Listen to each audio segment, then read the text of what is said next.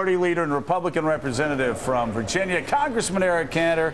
Congressman, very good to see you. Hello, Eric. What was the best Hello, part? Mickey. Good to be back on your show. Yeah, that's the last you're going to get to talk to him. I'm going to pepper in some Let me ask you, Eric, what was the best part of the president's speech last night for you? I think clearly the reference to the military is something I think all of us got up off our feet and saluted, applauded. I think that is the unifying point in the speech. I think there was another point in the speech, too, where you saw pretty clear unanimity. I don't know if it was all the way there, and it was on the issue of Iran and the threat posed to our interests by that country. What about the president's specific programs? For instance, the program to keep people in their homes if they can't pay their mortgages. What's the Republican response to that? Well, I mean, obviously, the housing crisis continues to linger, and there are a lot of reasons why you can look to that and say things that should have been done differently. But I'm worried that the president's proposals actually cost something, and I'm not sure how it's going to be paid for. He did mention some kind of tax to be placed on financial institutions. Again, there's no free money out there. I think we've seen that. And, look, Joe, the bottom line is, overall, this economy could be doing a lot better, and the reason why we're not doing better is the policies that have been promoted by this president in the White House just haven't worked. And what our point is, as we continue to try and focus on the issue of the economy and jobs, is we got to try something different. I think most people, when they determine something doesn't work, they actually try something different. And instead of focusing on new programs out of Washington, on new things that this government can do, why don't we focus on the private sector and growing small businesses, because that's where jobs come from. Tom Brokaw.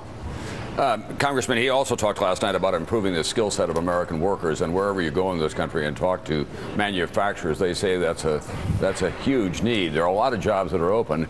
They don't have the workers who have the skill set to fill them. The president last night talked about the role of the federal government in making more of that kind of training possible. Is that a place where the Republicans and the Democrats can get together, even if it involves some additional federal funding to kickstart this very, very critical program? I don't think there's any question that, yes, we can work together in trying to focus on how we get people back to work, how we go and provide an ability for people to retrain so that we can meet the needs of the employers and jobs of the future. There's no question about it. The president also mentioned the issue of immigration, and he specifically referenced the high-skilled workforce that could be available to this country to help create jobs by those who come here to study in our master's and PhD programs that frankly are having difficulty being able to keep a job here because our antiquated immigration laws keep them out. So I think that's another issue that we can work on. Yes, I do. And do the Republicans support what Tom Friedman has always said, that if you have somebody from another country getting an advanced degree from a great college, you give them the degree, flip it over, put a green card there, and create new jobs? I mean, Steve Jobs, that was one of Steve Jobs' biggest complaints, was that he didn't have enough high-skilled, top-end workers. Do the Republicans in the House of Representatives support that? Absolutely. And in fact, Joe, it's part of our job creators agenda, that specific measure. So I was glad to hear the president talk about that. And he even referenced the fact that the kinds of immigration reform that he would like to see may not make it through the process, but at least we can do some things that we agree upon. That's one of them. Hey, Eric, so I'm going to ask you now from my point of view. I'm going to put you on the hot seat for a second. And instead of focusing on the president's programs, which I think we can't afford right now, I want to ask you, what will this House Republican leadership do, put in place by Tea Party members in large part last year, to stop the United States federal government from going another $1 trillion in debt in 2012? Your first year. We had problems with the government shutdown. We had problems with a couple of other showdowns with the President of the United States. And at the end of the first year of House Republicans being in charge, another $1 trillion was added to the deficit. I understand yesterday was the 1,000th day that Democrats had not put budget on the Senate floor. I understand that the President of the United States wants to spend more money, but what can you do to stop another $1 trillion being added to our national debt?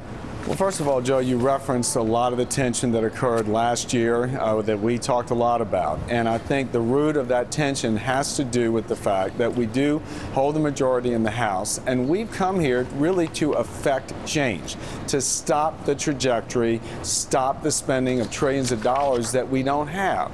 And so the difficulty came in that there couldn't be agreement. The White House and the Senate did not agree with us on the fact that we believe you got to fix the real problem, which disproportionately falls into the area of healthcare entitlements. We get the numbers. I mean, the numbers are every day 10,000 people turn 65 and become eligible for Medicare. Every day. The problem is that program gets its support and monies from premiums and taxes that people pay in. But that flow of revenue only covers a little over half the cost of that program. So every day times 10,000, you are that much further in the hole. We got to fix that. The numbers The numbers don't add up. It's not about ideology. It's about math. And math doesn't lie. I know another thing the congressman liked about the speech. What's that? Before he goes, he mentioned the word debt 18 times. Oh, and I'll pose a question to you, since you won't let me ask the congressman. Let me give you 2 words he didn't say. Bull Simpson. Congressman Eric Cantor, thank you for being with us. That's a good one.